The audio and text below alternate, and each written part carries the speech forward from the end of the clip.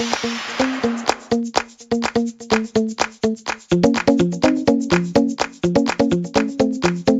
everybody. Welcome to La Lista, a LatinX writers podcast. I'm your host, Ruben Mendive, and today we have a brand new guest here, and I'm so excited to have them on. I like to ask my guests to introduce themselves. So, your name and how you identify for the people at home.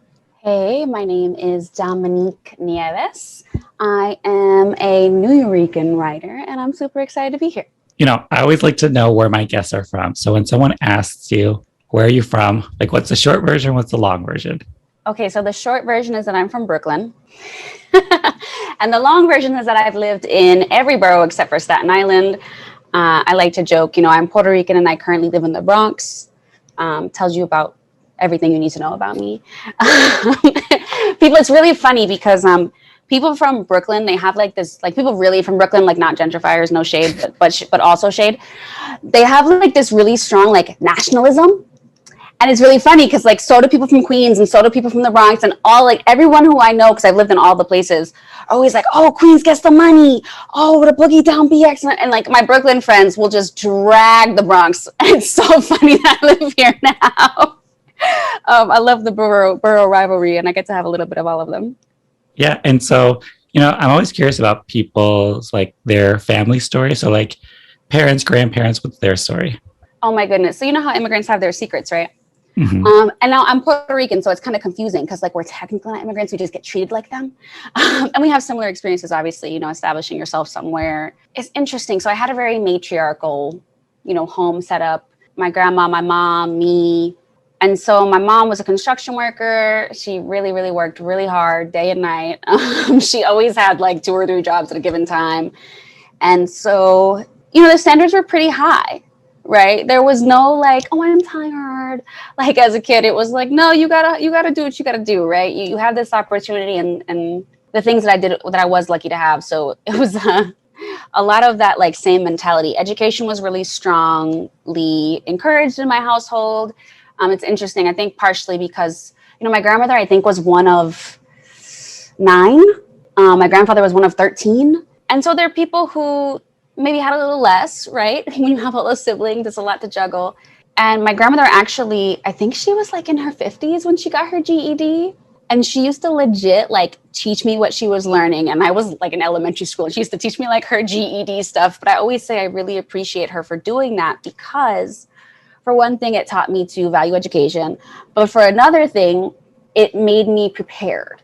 I always went to generally good schools, but still when you're in like the public school education system, things can fall through the cracks. Mm-hmm.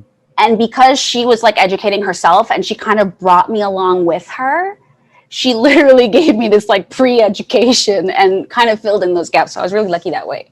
Yeah. And so, I'm from Chicago, so I grew up in a city. So I'm curious about like, what's it like growing up in New York? Like, can you just describe it for those people who grew up in the suburbs and don't know better? Okay. So if you're from a suburb, I feel like growing up in New York for someone who's from a suburb is kind of like, have you ever gone to a bar? Like, I'm not a huge bar person, but if you are, there's like that hour where people just like really rowdy and drunk and everyone's like really loud and everything's kind of sticky. And it's just like, it's time to get out of there. It's like that all the time. That's what it's like. And now I was, born and bred here. I always said I was a city rat. Like I like literally, they used to say that I could adapt to a hurricane because literally like I moved a lot as a kid and my mom worried about that. And I was always like, okay, here we go. Pick up the maleta and go. Like, that's okay. You just figure it out. We're very resilient people. And I think I'm sorry, but if you grow up in the city, you're just different. Yeah. It's like a whole different breed. It's so funny. People think New Yorkers aren't nice. But you got to understand that we have people bumping into our shoulder at all times. And like, you don't know if it's just a nice person, if it's somebody who's going to do something bad, like, or if it's just an annoying tourist, you don't know. Right. So you just have to kind of have your walls up because like our apartments are smaller, our like sidewalks are smaller. We don't have a lot of personal space. So you just got to cut us some slack. And so, New Yorkers are very much like, like their own separate breed of people. Really are though. So I'm just curious about like, how do you describe that experience? Because I've met a couple just through Zoom, and it's like it's different. We have Puerto Ricans in Chicago, but it's not the same. So like, how do you define like that culture, that like identity? That's so funny. Damn, I don't know if I can define it in I'm like, do you want the like encyclopedia version? I think we have such an amazing rich culture. It's interesting because Puerto Rico is this weird place because it's part of America, but also kind of it's just, a colony. So we have this interesting rich culture that people I think bring with them and really keep alive, but especially being in New York, they really contributed, right? Like Puerto Ricans contributed to hip hop, breakdancing. There was just so much that Puerto Ricans really brought here. I know there's this whole thing about where is salsa really from? Well, according to my, I took a class called Soca, Salsa, and Reggae in college. And according to my professor, you had these, Cuban band leaders who like really couldn't find anyone to fill their bands. And so they took all these like Puerto Rican migrants because they were the people who could play that music. And the Puerto Ricans kind of kept adding a little beat. And that's how salsa was made it was kind of born from son. And so I think, it's interesting because we come here and we bring so much with us. So you want to talk about Puerto Rican nationalism? So if you go to the beach in Brooklyn, I guarantee you will see at least one gigantic Puerto Rican flag. And one of my girlfriends growing up, who was not Latina, she was like, why do they like decide to stake their claim? Like they're declaring that that's their land in the name of Puerto Rico. And I'm like, well, that's what they're doing. You know, like they don't have their beach from home. So they're claiming this portion of land. Yeah, we're very proud people. It's so funny. And I think it comes from just being scrappy people who had to, fight to make it.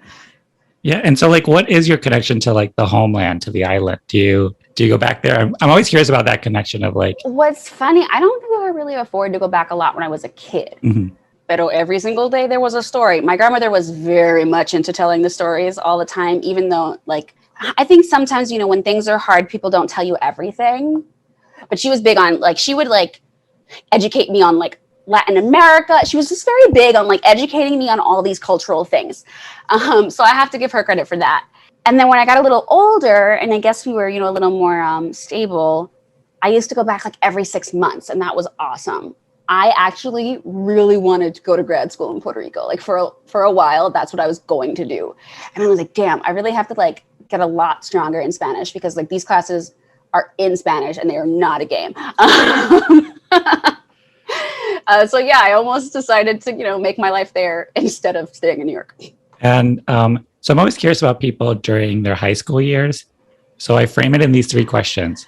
Who were you? Who were you pretending to be? And how do you think other people saw you at this time?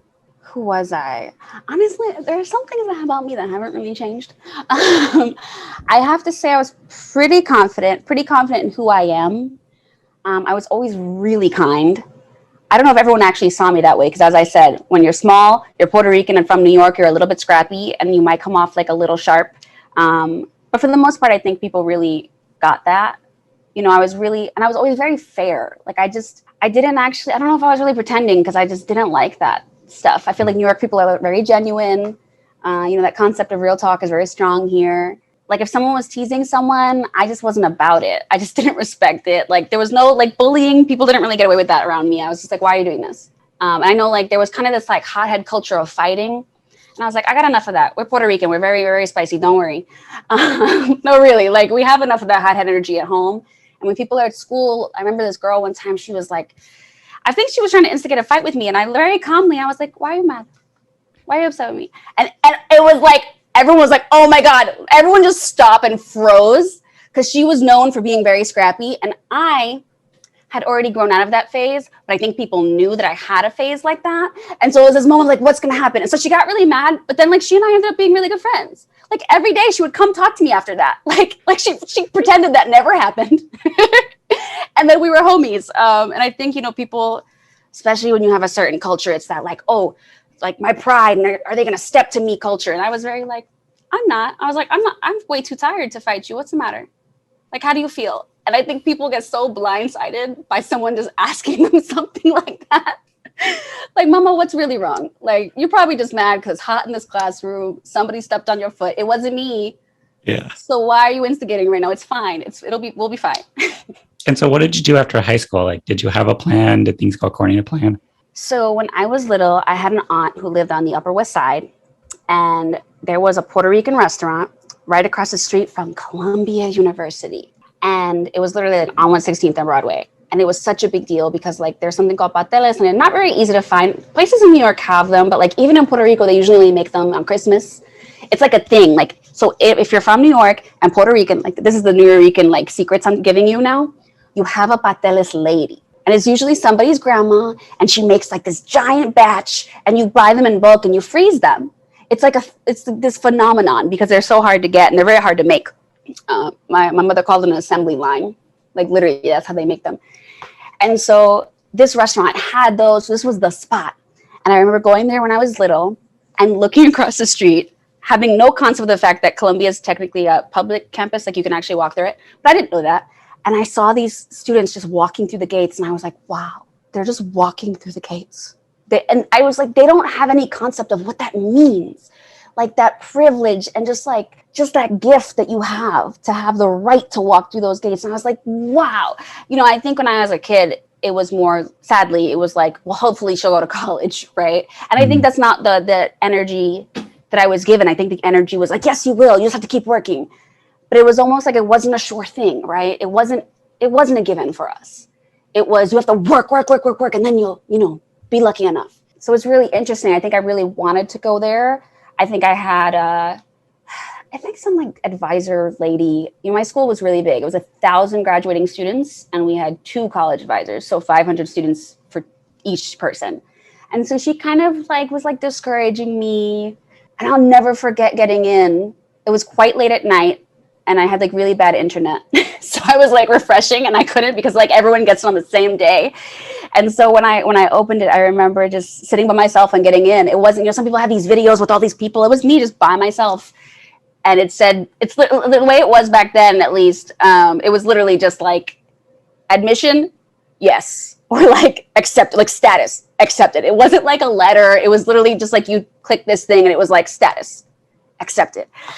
And I remember like just asking my mom, like, can I go? And I think it was just because, they're known for being very expensive. And I was just scared. I was like, I don't know if I'm actually like, okay, congratulations, you got in. Now, can you actually do the thing? So I don't know if I knew what the plan was. I just didn't know what I had the option to do, sadly.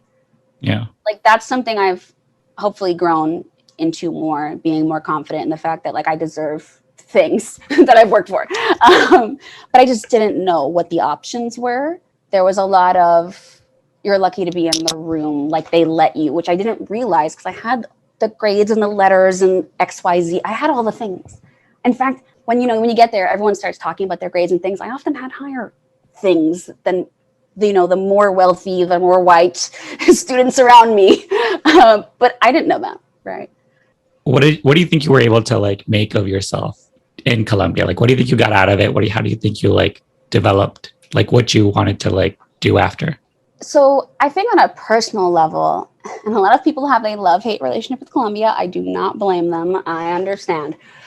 But on a personal level, I think I grew a lot.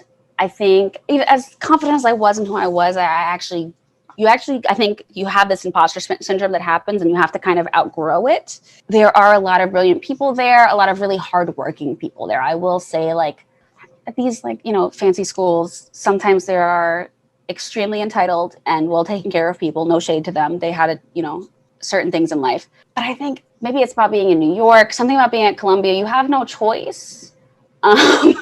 Columbia's it's not a nurture place. It's more of a nature place. They kind of like throw you to the sharks and see if you can swim. And so everyone there really has to work really hard. And it's really inspiring to see everyone kind of just doing things. I think there's a really strong culture of service. There was just so much that I didn't know existed. And so there was so much that I was exposed to. And I was someone who always worked really hard, but I had to even challenge myself to do even better. And that was really exciting. So I think by the time I left there, one person who employed me once said, he was like, I'm not really impressed that you got in. I'm impressed that you graduated. He's like, if you made it through the other side, that's the impressive part. And that's real. That's very real. In terms of what I wanted to do. So, my other life, I was going to be a doctor. Like that was it. So much so that here I am sitting in my medical school dorm. So that's kind of what I was going to do. I did lots and lots of arts, but I also did lots and lots of science. And like, where did that doctor thing come from? Like, why was that something that you were drawn to? I think that's part of just like some of the influences growing up and some of the things in my community. I didn't necessarily, again, I had really hardworking people, but I just didn't see, again, options. I just didn't know what we could do. And literally, I got sick a lot. And so I went to the doctor and I was like, wow, here are these amazing, like empathetic people. And I want to be just like them. And so, I mean, you know a little bit about me already. And I always say I'm very on brand because, so I got sick in medical school. And so I had to take a medical leave and that kind of messed up those plans a little bit. But, you know, I took this time over the pandemic and I created this mentorship program for Latinx writers. And I always say like, okay, so if I was well enough, I probably would have been working in the hospital. But since I was actually quite sick myself, right when the pandemic hit, I was like, okay, what can I do over Zoom?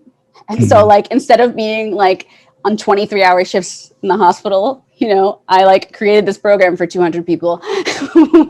So, you know, I think that's really just who I was inside. That's who I wanted to be. That's what I aspired to. Just like, how can I, you know, help others? That was a big part of my culture growing up. I used to tutor all the kids in the neighborhood. My mother would literally just set up a little tutor. She was like, okay, this kid down the block, he's struggling with math. You got to go help him. And then like, not even in my neighborhood, I would go to my friend's building and then one of her friends would come down and be like, oh, I heard that like you can help me with English. Like I just moved here. Can you help me? Because that's another thing about being in New York. The public school system is great. It's extremely competitive. You often have to take tests to get into these schools, even when they're public. And so someone was like, oh, I really want to get into one of these schools. So can you like help me with the English part since I just moved here? And so that's like a really big part of who I was. You know, I was kind of just taught if you have to give. And so that's what I had to give at the time. And that's kind of what I've kept going with. Yeah. And so like, what'd you do after Columbia? Like, did you have a plan? Did things go according to plan?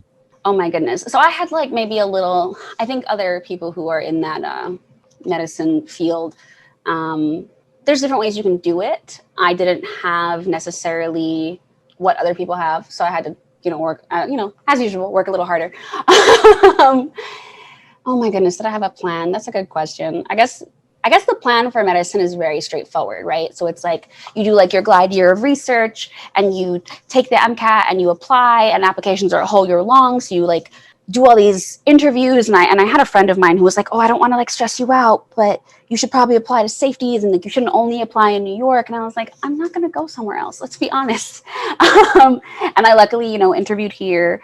And then I got into like my dream school. I had done a summer program here. It's in the Bronx. It's the only medical school with a Hispanic Center of Excellence. It was a patient population I really thought I could help.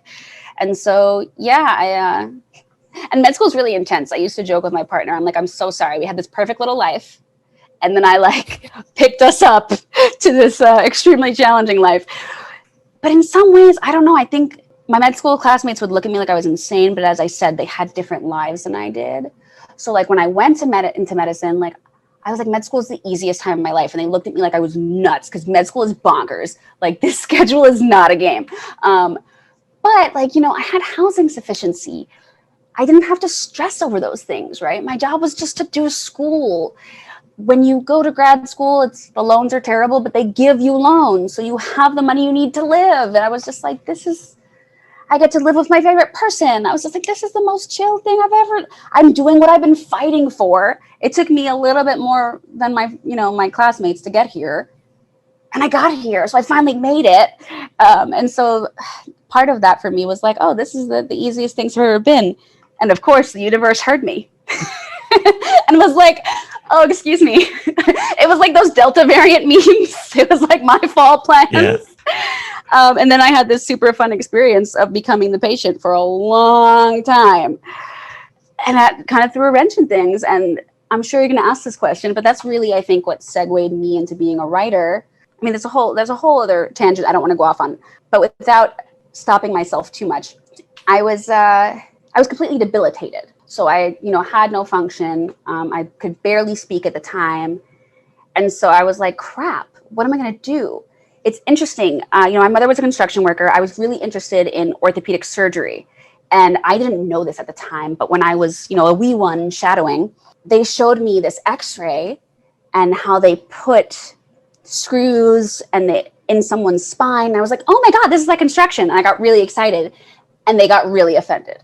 And apparently it's like a thing in like the medicine world where they say like orthopedic surgeons are just construction workers. And it's really offensive to them. And so, but I didn't know this. So the chief resident was like, no, it's not. And I was like, yes, it is. I was like, my mother was a construction worker my entire life. Do you know about construction the way I do? He's like, oh no, I don't know that at all. And suddenly like the tables turned. He's like, no, I don't know anything about construction. Sorry. I was like, I think it's, they call them carpenters. That's what they call them. And I was like, yeah, my mother was a carpenter for a long time. This is just like carpentry. It's actually amazing, the fact that I can bring that here. But I didn't know it was a thing. It was an offensive thing. And so something about being a construction worker, which you learn on the orthopedic surgery side, is we have a lot of patients who are construction workers and they hurt their shoulder. And, the doctor would talk to me about, I don't think he would say, oh, people are in these physical labor jobs. And then they kind of have no recourse. There's nothing else for them to do. What they don't tell you, these extremely pretentious surgeons, is that medicine is also a physical labor job. Mm. It's extremely physical. And so I was sitting there, unable to move, barely able to speak. So I wouldn't even be able to, they have telemedicine now, which they didn't have at the time. I wouldn't even be able to do telemedicine though, right? Because you can't take a history because you can't speak. And so I was sitting there and I was sick for quite a bit and I wasn't getting better. And I was like, if this doesn't change, I'm gonna have to figure out what I'm gonna do. And I had already written a short that had done really well, kind of glossed over the fact that somewhere in there I was an actress and still do that. But I think by being an actress, I read a lot of scripts. And so writing was something I always liked, but I didn't really know how to do it. And by reading all these scripts, I was like, oh, wow, I'm in med school. My schedule's super crazy. I don't have time to audition for a sexy Latina sidekick anymore.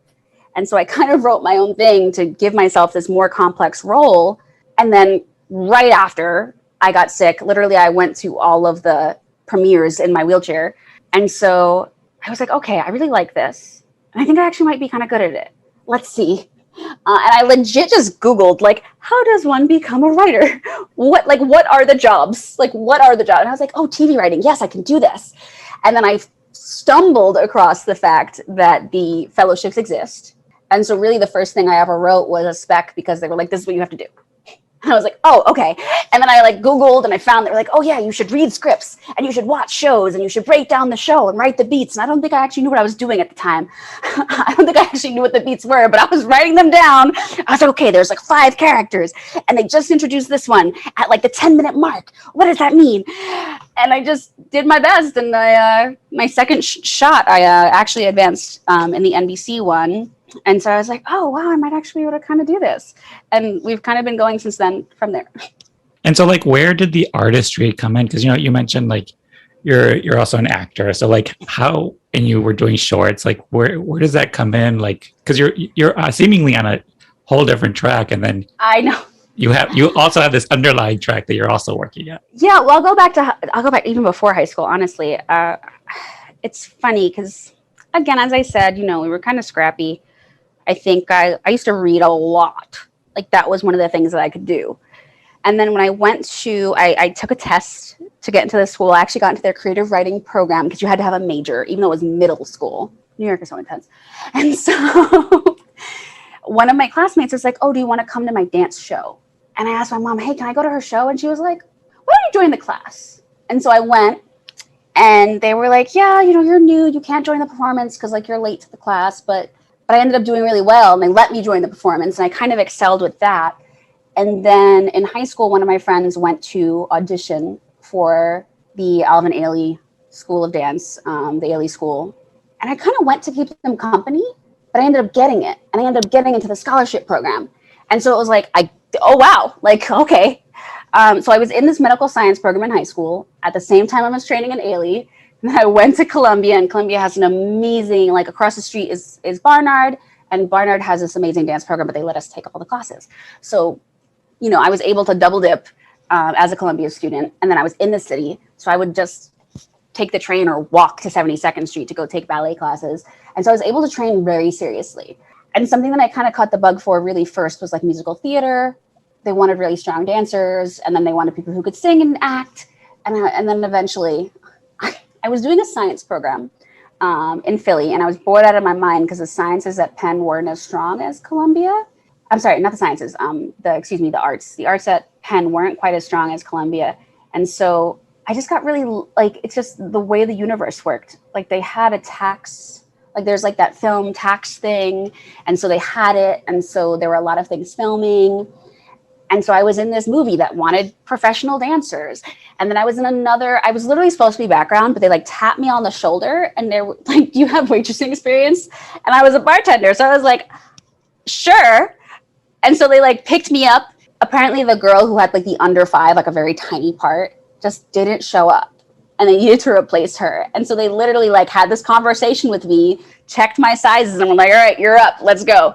She was playing like a waitress in this really crazy club scene. So she had a whole tray of shots, and they didn't want me to spill the shots. And that's why I had to have real experience. And so that kind of, it gave me this very unique early taste of being on set.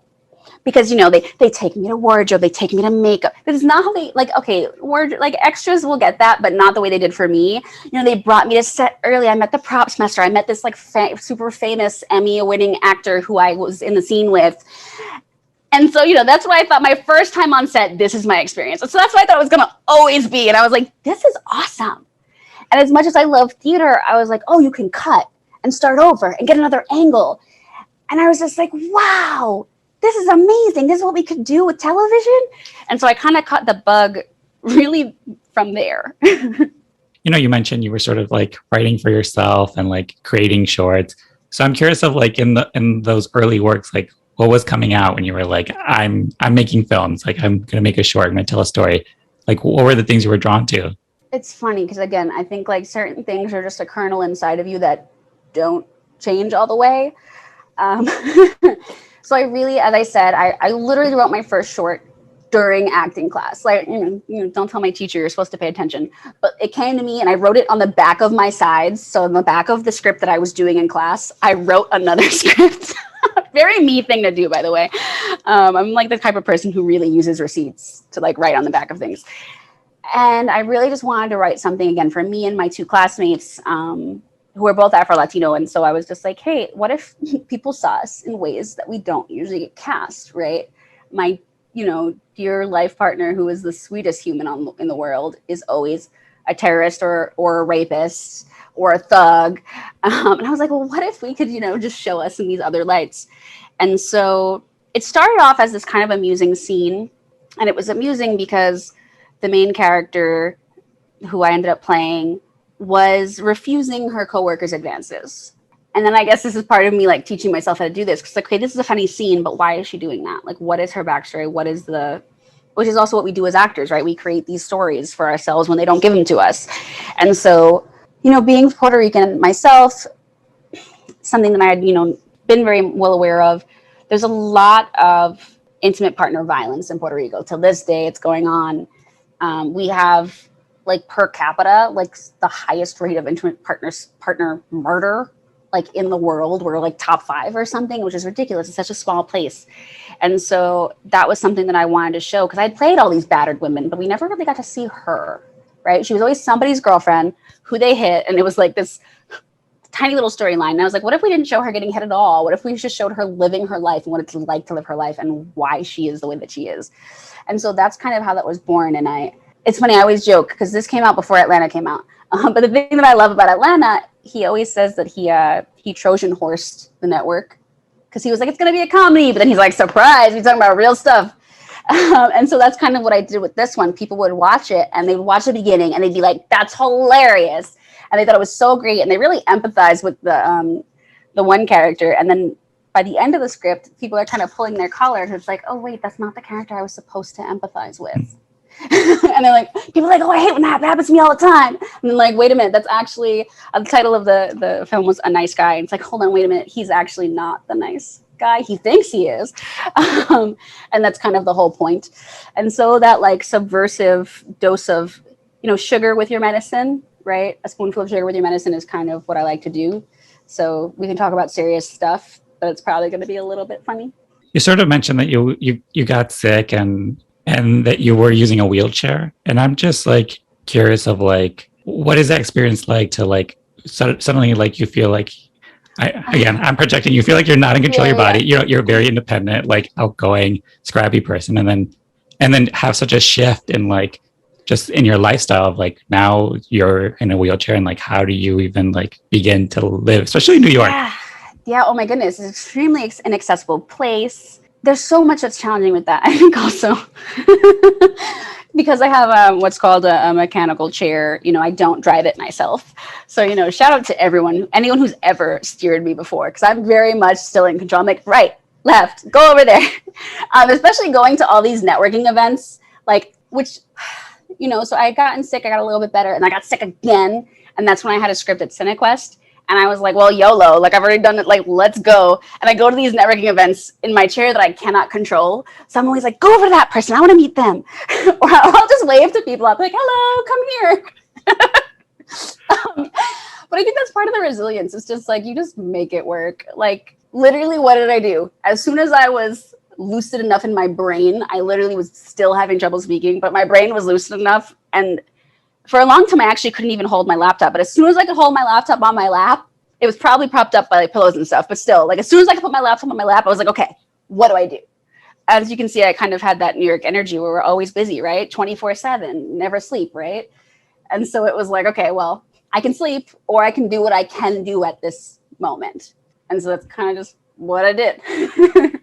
You recently had a short that, was on PBS. So can you just sort of talk us through that journey of like the idea all the way to like then being part of this like great like screening and like PBS experience? Yeah, so that was really exciting. To be honest, the kernel of that story came from a spec script that I was writing. And I just saw that we didn't really have a lot of we don't really have, as Latinx people, we don't have a lot of cultural representation on television, if we're being honest. But I noticed that we didn't really have it in genre. And I think that's something, big part of being from the Caribbean. So we tend to be very religious people, but there's a lot of other things like brujeria gets into it, santeria, mysticism, all these things are really strongly incorporated. Like technically, if you're Catholic, you're not allowed to believe in like idols, right? But we have a crap ton of them. There were shrines all over my grandmother's house. All the ghost stories that I was told, very serious about them, by the way. Like the way that I was told them, dead serious. It was like, Dominique, you can't use your powers for bad because it'll come back to you. And like literally, it was like, you have to be careful what you say, because if you wish bad on people, because you have the powers, it'll happen. So you can never wish bad on people. I learned all the brujos growing up. There was this trend when I was little to like spray paint your name on your shoes. And I wasn't allowed because stepping on someone's name is a brujo. You couldn't do it. Like, it's just hilarious. So like they were very serious about this stuff. And I was like, wow, we don't have any representation in genre and we're just ripe with it. And so I really started writing this spec and I changed my mind completely, which worked out because I ended up advancing with the one that I wrote over the weekend that I was like, never mind. So I kind of put that on the bookshelf for a while. And then there was another program that required you to have a script. So I brought it back out. And I kind of fell in love with this idea of making this structure kind of like the one that I grew up with, kind of like my grandma, my mom, and my brother. And I wasn't really in the story, technically, when I wrote it. And so Latinx guilt is a really strong grandma tactic. So like if you did something wrong, she would like guilt you. And so I wanted to put all these little things that are inherent to our culture that I thought would lead up to this really fun adventure. And I created this urban adventure. Like, what if you had someone who lived in a place that looked like mine? We ended up shooting in all 3 boroughs, by the way, Brooklyn, Bronx, and Queens. And I was like, what if you had an adventure? What if you had maybe a little more imagination than I felt like I was allowed to have as a kid? I was quite the cynical little kid because we were so like serious. And I was like, what if we were just allowed to have that joy and just play pretend and have magic in real life? And get through our real life struggles with that magic that we were taught about all the time. And so that's how Our Lady Lupe was born. As I said, I saw my mom working in this non-traditionally, feminine job. And so I made Guadalupe a mechanic. And it's funny because someone read it and they were like, are you Lupe? And I was like, I wasn't. But then it's a whole pandemic when I'm producing this thing. So maybe I am now, because I'm here, I'm double vaxxed, I'm double tested, I know the script, it's one less vector of a person on set. And they were like, yeah, you should probably do it. So yeah, it's funny, but like the journey, I made it sound very simple just now, but really what I skipped was I didn't get into that first program. I didn't get the first grant that I applied to. I didn't get the second grant that I applied to. It did get into a festival. It did do really well when I pitched it at like these pitch competitions. And then, it was the year of our Lord 2020. I was, coincidentally had gotten very, very sick again right as this lockdown was happening. And so I take all my machines and my medicines and my wheels to San Jose. And that's actually where the pandemic really started, like the first cases that we had in the US. So I was there for the storytelling celebration. And I was actually quite sad because I didn't have someone who could push me, and I wasn't well enough to use, like I could have rented a chair, but I wasn't well enough to actually do anything. I couldn't dress myself. And so I couldn't be without an aide. And I was so heartbroken because I had to leave early. Cinequest is like 15 days. Well, you want to talk about brujos? I didn't mean to do this, I'm telling you. But I'm just saying, I could only be there for a weekend. And that Sunday that I was supposed to leave in the morning early, on Sunday, after the storytelling celebration was over, the city of San Jose petitioned and said, sorry, Cinequest, you have to shut down because of the pandemic. So when I tell you, like literally my weekend was the only weekend of Cinequest that happened, and then everything got shut down. Yeah, we joke a lot. They're like, damn, Dominique, your karma is strong. Like your energy is strong. It's like I had to be, at home quarantined and very, very sick and not able to leave my house. And no one was able to leave their house. Like, I didn't mean to do that. So yeah, and then, the pandemic happened. I joke that I had a leg up because I was used to this situation of not being able to move from my little square in front of my computer. In fact, I never had the accessibility of Zoom before. And so, I did what I could over Zoom. And because I had created the Read Latinx Writers Initiative, I think people started to like know who I was and know that I was really advocating for Latinx voices. And so I got this like one sheet that was requesting pitches for Latinx stories from PBS. And it was very unclear like what would actually happen. And then like 6 months later, I had a contract. I had like a green light. I had funding. I had distribution. I had all of it all at once. But I also had to make a film in a pandemic. So that was super fun. Yeah. And so you've mentioned the like Read Latinx Writers Initiative. I'm curious about the genesis of this program because I think it's such a brilliant idea. Some people had pitched it to me just to be like, you should do this. And I was like, this is a ton of work. I'm very busy. So when you took it up, I was like, perfect. Like someone else is doing this and they're doing brilliantly. So what was the genesis of that? And can you sort of just explain to the listeners who don't know what it is? So Read Latinx Writers Initiative is something that I started in 2020. And essentially, a very small application really so I can get to know who you are as a writer. And I essentially recruited as many working TV writers and also some people who are like executives and reps. So people who really know how scripts should look and sound and feel, and people who can hire you. And I found those people and I said, hey, are you willing to get to know a Latinx writer? Because we are wildly underrepresented, especially considering the amount of the population that we are in the US in the WGA. So we're just not getting those writing opportunities. I don't think we have access. I don't think people know. People from also, as I said, I didn't know this was a job that I could do, right? So it's part of what you see is what you believe, right? And so what we do is, or what I do, we, the air quotes on the we. Yeah. So what I do is I found these people who are willing to read a Latinx writer. And so I essentially match you with someone who's a good fit. Most of the time I get it right. So, these people who are willing to mentor someone, really, I wanted them to read scripts because I noticed that people who really liked me and knew me and thought I was fabulous would hesitate to recommend me for an assistant, like a writing assistant position, like a non-writing job without reading my sample first. And I was like, wow, people really have to read you to trust you. And I was like, okay, look, we have all these talented writers and people aren't reading them. And so I said, will you read them? Tell them if they're ready or not. If they're not, give them the notes and hopefully they can incorporate them and then be ready. And then you know who they are. And maybe in 2 years, if they're ready, then you can recommend them for a job, right? So that's why I wanted these people who are already in this business to not only do the mentorship, because the mentorship is great, but I had mentors, again, who were on the fence about recommending me, even though they were like, loved me to death. until they read me. And so that's why I really wanted them to know people's voices as writers. And so essentially, yes, short application, you get someone who will read your script, give you feedback. And also, if you want to pester them with a couple of questions, if you don't know anything, for me, for instance, I was able to like advance in one of these network fellowships, which is quite challenging to do. But what did I know past that, right? If everything I learned on Google, right? I learned it my very scrappy way.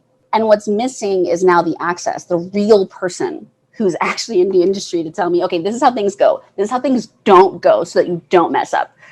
And so I was, on Twitter, and I noticed that people would be like, oh, I want to read like writers over 40. I want to read this. I want to read that. And people don't do it for us. Like no one ever specified us, ever. And I already had this idea for a bit, and I started pulling out feelers, and I actually got a little bit of discouragement. And I always give Marcelina Mejon Campos a little credit for this, because she was the only person before I created LatinX Writers who just did it by herself. I met her because she was like, hey, I want to meet more Latinx writers. I'll read your stuff and we can have a Zoom. And I was like, wow, thank you so much for doing this. And I was like, wow, if she's willing to do it, I wonder if people out there. And I like immediately, like when I finished with her, like our Zoom, like getting to know each other, I like DM people who I already had a working relationship with, because I had been doing, I've been helping out Eric Lennis Kaplan with a class that he created for free during the pandemic. And so through that class, I kind of asked him, I was like, hey, because he was going to be absent one day. And he said, can you get me a sub? And so I like contacted a billion people cold calling, but I had a co-EP at CBS's name behind me. I'm like, hey, I'm working for this co-EP at CBS. And so everyone was like, yeah, sure, why not?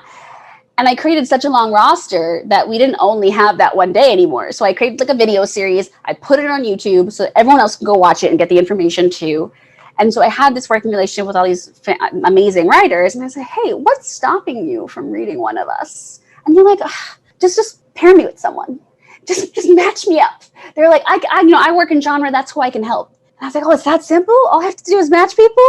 Which, of course, is actually a tremendous amount of work, especially when it's like 200 people like I did. There's a lot of people managing. But it's something I also, I just brushed over the fact that I was also a teacher for a long time. I know I said I tutored, but I also like started teaching while I was in school. And so like I used to like teach on nights and weekends for these special programs. And so facilitating groups of people was something that I'd kind of, become accustomed to. And so we're about to be back. I already have people signed up to be mentors for year 2, which is so exciting. I know it was, a lot of people had more time in the pandemic, and people thought that this might not happen again, but it's happening. So hopefully we get lots of people to sign up again, and we can have a gigantic class of mentees again. I really love this program. I think it's amazing. And I really commend you, because it's a ton of work. Like everybody thinks this stuff just happens, but it's a ton of work. But also I really appreciated that like this town is so much who you know, and that you were able to cut through all the bullshit to be like, I'll do the work for you. I'm just connecting you. Yeah, exactly. And because that's how writers get hired. Like people read their stuff. Sure, the writers are getting like feedback on their script, but they're also like hopefully connecting with somebody who will have them in mind. And also what I really love about what you do, because again, you're just doing this out of the kindness of your heart, just like, which is like, listen, I relate. This podcast it's from all love, but it is a ton of work. But also you understand that access is super important. Like and there's so many people who are in similar work where they put up the barriers that they just decide it needs to go there. They're protecting the wrong people. They're just like adding more bullshit to it all. And that's what I immediately like noticed about you and the way you were working this program. It's like you're not really trying to like contribute to this whole like inclusion and equity like machine that just like churns out the same old BS and doesn't actually do anything for people. And yeah, it's like access is the thing that's so important, because that's literally the whole problem. And I so appreciate like the amount of work you put into this, and also that you don't get in the way of people. You're literally beschetting a path for people and for free. Yeah, I mean, as I said, this is what we do. I think that was a big part of who I was growing up. It's like, I think a lot of people who, if you're from like an immigrant culture, it's what we do, right? Like how many people had somebody living in their house growing up because they just got here and they needed to be there until they got off their feet? My grandmother literally had like a cot that she used to like hide and like pull out because someone was always rotating to be able to like come to New York and establish themselves here, right? Like it was just obvious. Right. I think there are a lot of people who think, oh, if I help that other person out, they're going to get it and I'm not. Or yes, they'll get it. And now they'll be too busy. They'll already be hired, and they'll be the next time a spot is open, it's open for you, right? And now they'll be in that room and a fan of yours, and they can bring your name into that room. I think helping people is never a bad thing, right? We've been able to do so many great things too. There are some like secret programs within the bigger program that I've been able to do. I've gotten people meetings with big studios. I've gotten people meetings with managers and agents, and this is in addition to their mentor.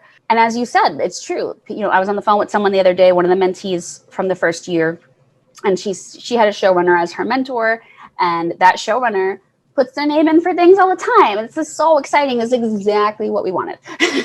Yeah. So again, all the listeners, if you want to be a mentor or mentee, signups are happening. It takes place during Hispanic Heritage Month, which is September 15th to October 15th, which is interesting. So if you're on the mentor side, you can go to irongloveproductions.com/Read Latinx Writers. You can find it. It's under Outreach, Read Latinx Writers. And right now you can sign up to be a mentor. And then I don't want to promise just because I'm still working it out, like a partnership situation. But I think the applications are going to be through Coverfly this year for the application side, just to make it a little easier for me to read them. Yeah. Also, people already kind of have their scripts on there, so they're kind of in there.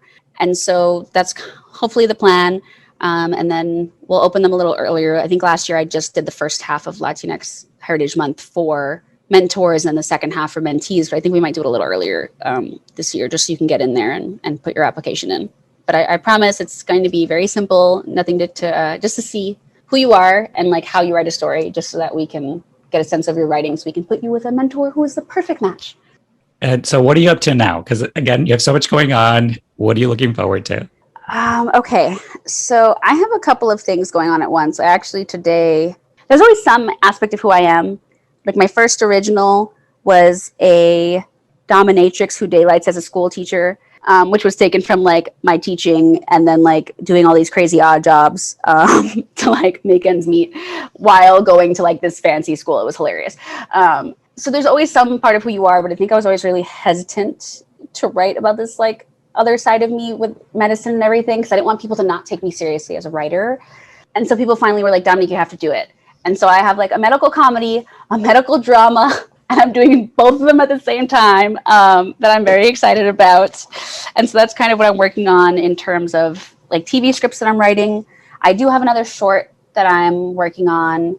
It's funny because as much as everyone wants me to write about medicine, well, maybe I have to write about like a magical medicine woman, because these little elements of magic keep popping up. And so my current short is essentially a origin story for a superhero girl who's Latina and uses a wheelchair. I really wanted people to be able to see someone younger in a wheelchair. We don't really get to see, I think we associate disability with age, which is true. If you live long enough, everyone will become disabled.